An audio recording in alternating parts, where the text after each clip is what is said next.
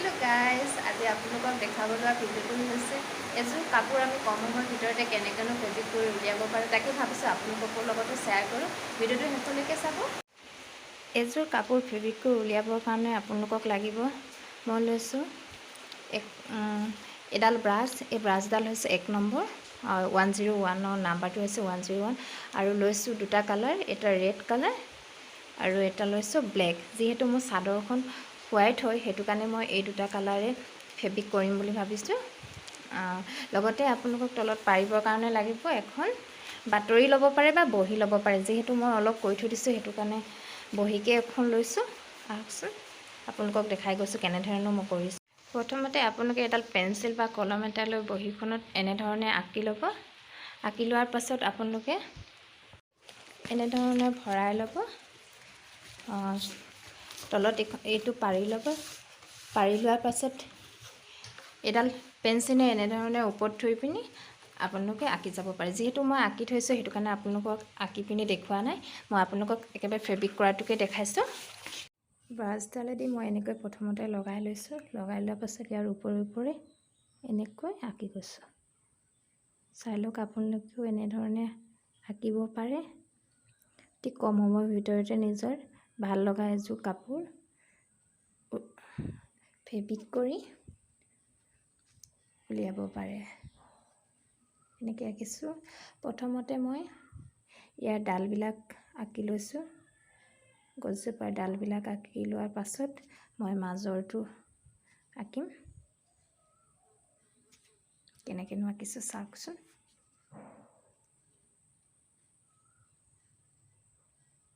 মই এইটো ব্লেক কালাৰে কৰিছোঁ, ব্লেক আৰু ৰেড দিম। এতিয়া মই এইটো ব্লেকে দি লৈছোঁ। ব্লেকে গছৰ ডাল আৰু গছজোপা আঁকি লৈছোঁ। ইয়াত যিটো ফুট দিম সেইটো মই ব্লেকে দিম।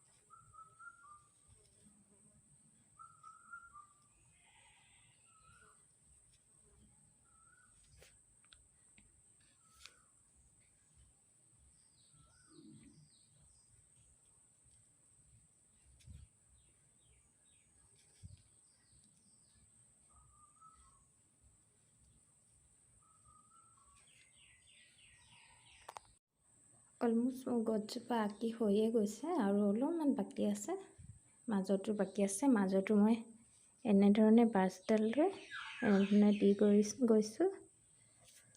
চাব মাজতো কেনেকৈ দিছোঁ আপোনালোকক দেখাই গৈছোঁ। ডালবিলাক হৈ গ'ল, ইয়াৰ অকল মাজৰটোৱে বাকী আছে। মাজৰটো মই এনেধৰণে দিছোঁ।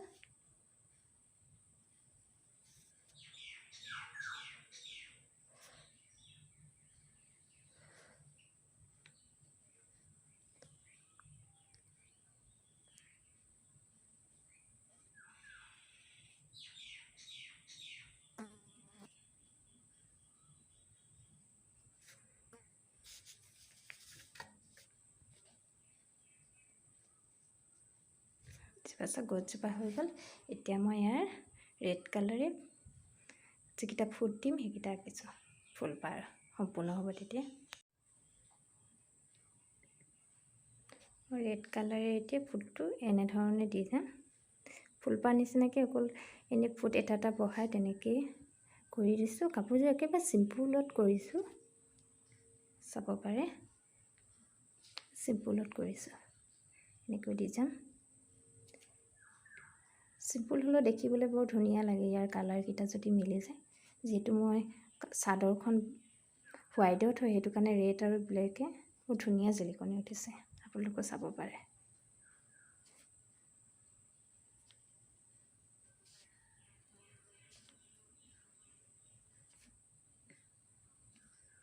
এনেধৰণে দি গৈছোঁ।